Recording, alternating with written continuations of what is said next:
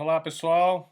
Meu nome é Feliciano Guimarães, sou professor do curso de Relações Internacionais do Instituto de Relações Internacionais da USP, e esse é um vídeo sobre a carreira do internacionalista, um vídeo para a Feira de Profissões da Universidade de São Paulo, que infelizmente esse ano de 2020 será online por conta da pandemia do Covid-19. E meu intuito aqui é falar, portanto, sobre quais são as possibilidades de carreira dessa área. A primeira coisa que eu quero falar a vocês é que o curso de Relações Internacionais da USP é o melhor curso da universidade, obviamente. É o curso que vocês muito provavelmente ficarão ricos e felizes se cursarem, e eu recomendo fortemente, né? É um curso de sucesso da universidade, é um dos cursos mais concorridos do nosso vestibular.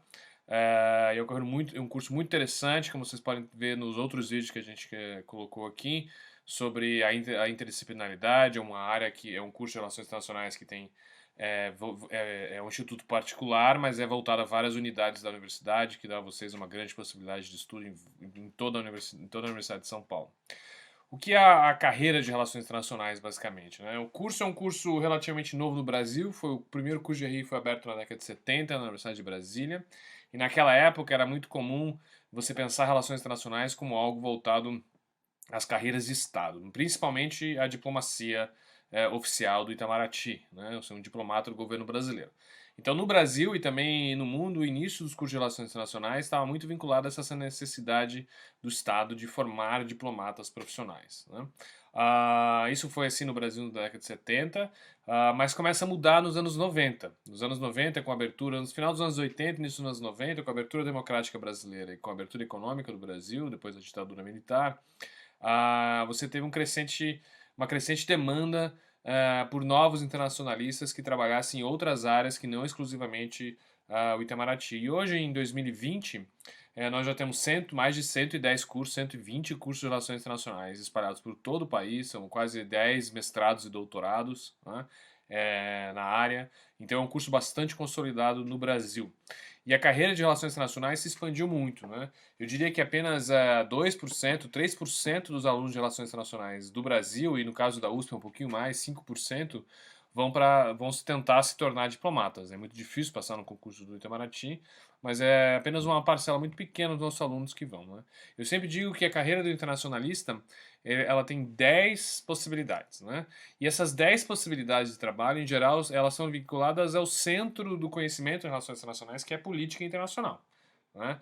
Quem gosta de política, não precisa nem gostar tanto da política doméstica aqui do Brasil, mas que gosta de política internacional, é o principal curso, é o curso mais voltado para quem gosta de pensar em política, quer ser um ativista político, ou quer pensar sobre a política, né? Então, de uma forma geral, as nossas 10 possibilidades de emprego, elas estão vinculadas a esse mundo da política. A primeira delas é a área acadêmica, que é você fazer graduação em Relações Internacionais, mestrado, doutorado, foi o que eu fiz, né?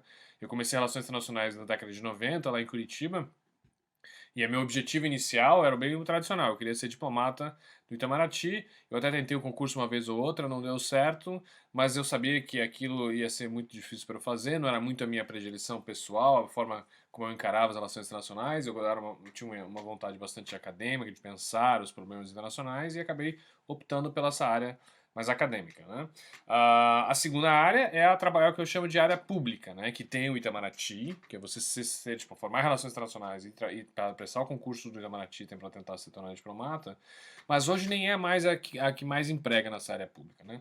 Você tem não só no Itamaraty uma necessidade de internacionalista, você tem o MDIC, que é o Ministério de Desenvolvimento, Indústria e Comércio, sobre comércio internacional, o Ministério da Saúde, que a gente está vendo agora na pandemia, mais do que nunca a necessidade de cooperação internacional. Então você tem internacionalistas trabalhando no Ministério da Saúde, técnicos que são concursados do Ministério, no Ministério da Educação, nas agências reguladoras como ANA, como a Anatel, todas elas têm internacionalistas porque todas elas usam regulação internacional, estão vinculadas às leis internacionais que regulam aquela área específica. Estados e prefeituras. Cada vez mais os estados e prefeituras têm secretarias de relações internacionais. Eu mesmo trabalhei em projetos da Secretaria de Relações Internacionais do município de São Paulo, que é o pioneiro no Brasil, talvez a maior secretaria de Relações Internacionais, pelo menos na época que eu trabalhei, era a maior do Brasil. O Judiciário e o Legislativo. Então, todas as áreas do Estado brasileiros, seja no Estado Federal, em Brasília, ou nos estados, nas regiões, precisa de internacionalistas, né? Então você tem muita gente que se formou em relações internacionais trabalhando nessa área. Então você tem muita gente trabalhando na área acadêmica, muita gente trabalhando na área pública de uma forma geral. A terceira área é o terceiro setor, que é trabalhar em ONGs, né?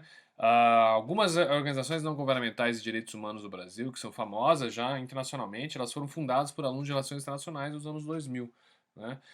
E que acompanham temas de direitos humanos, seja direitos humanos, a questão da população carcerária, a questão do direito dos indígenas e assim sucessivamente, a questão racial, a questão de gênero, e são organismos não governamentais que trabalham com atividade política nessa área. Essa é uma área bastante que empolga muitos alunos de relações internacionais e muitos vão para essa área do terceiro setor. Depois, organismos internacionais. Todas as organizações internacionais, a ONU, Cruz Vermelha, Médicos Sem Fronteira, Unesco, OMS, todas elas precisam e têm centenas de internacionalistas trabalhando lá. A gente tem alunos que se tornaram funcionários, é como se tornasse um funcionário público de uma agência internacional, né? Essa é uma área tradicional e que há muitos anos emprega internacionalistas. A quinta área é jornalismo internacional, que é apoiar a editoração de notícias internacionais, né? Que é internacionalistas gerarem e editarem notícias sobre temas internacionais, seja na mídia tradicional ou nas novas mídias que a gente tem visto proliferarem no Brasil nos últimos anos, né? Só tem que lutar contra fake news, né? O resto de resto é uma área muito promissora de trabalho. Depois a sexta é que eu diria que é mais emprega, né? Você vê que eu falei de 5 e a que mais emprega são as grandes corporações. Como eu falei, o centro do pensamento de relações internacionais é o pensamento da política internacional. Então os internacionalistas vão trabalhar em grandes empresas, mas as empresas elas vendem produtos e serviços, né? São empresas particulares ou grandes empresas estatais que vendem produtos e serviços. Mas onde o internacionalista vai trabalhar nessas empresas? Ele vai trabalhar na interseção entre a empresa e os governos, né?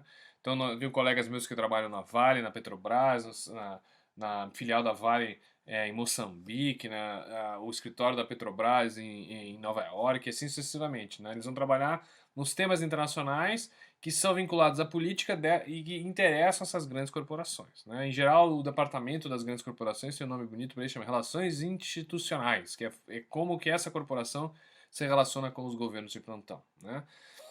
O sétimo é empreendedorismo. Essa é uma área nova que os alunos de Relações Internacionais, aqui inclusive da USP, têm participado, que é a criação de novas ONGs, novas empresas, muito vinculadas à área de tecnologia, né, de apps. E eles nunca é um app para como vender mais um produto para você vender, para você ganhar dinheiro, e tal. São apps vinculados a ativismo político, apps na área educacional, de direitos humanos. Então isso é uma área que também tem crescido. A oitava é as consultorias e assessorias. As empresas, essas megacorporações, além de contratar internacionalistas, elas também contratam essas consultorias, né? Consultorias são empresas menores especializadas em pensar e assessorar temas que são importantes para a área. Então, uma empresa de telecomunicações ela precisa de uma consultoria para que essa consultoria brasileira, com internacionalistas, fale para ela como que a área de comunicações do Brasil está incorporando regras internacionais de telecomunicações, o que o governo está fazendo em relação a isso. Então, elas precisam dessa consultoria na área internacional. Essa é uma área que também tem muitas empresas aqui em São Paulo, particularmente, que é formada por internacionalistas, né, e que continuam trabalhando com isso, né? A nona é a representação empresarial. Essas megas empresas, além delas quererem saber o que terem esses internacionalistas trabalhar junto ao governo, elas precisam fazer lobby junto ao governo, que é fazer com que o interesse delas se transforme em lei. E quem faz esse lobby são a Confederação Nacional da Agricultura, a Confederação Nacional da Indústria, a Fiesp. Então todas essas representações empresariais elas têm internacionalistas, porque esses internacionalistas não vão necessariamente lá em Brasília para fazer lobby, mas eles estão sempre trazendo as experiências internacionais para a experiência brasileira naquela área em particular, ou assessorando os diplomatas brasileiros. Se você olhar a área de, por exemplo, a CNI, a Fiesp, assessora os diplomatas brasileiros em negociações comerciais, eles legam para os diplomatas o que o setor empresarial quer dessa área, qual é o interesse para exportar, importar, qual é o tipo de lei internacional que deve ser feita e qual não deve ser feita. Então, representação empresarial é uma. E, por último, a representação sindical. Toda a organização dos trabalhadores, como CUT, Força Sindical, eles têm dentro dos seus quadros internacionalistas. São pessoas que também fazem a mesma coisa. Eles trabalham na área da representação sindical, que é responsável pela cooperação internacional. Então a CUT faz parte da Associação Internacional dos Sindicatos, de um tipo, a Força Sindical faz de outro, e os internacionalistas trabalham nessa área, né?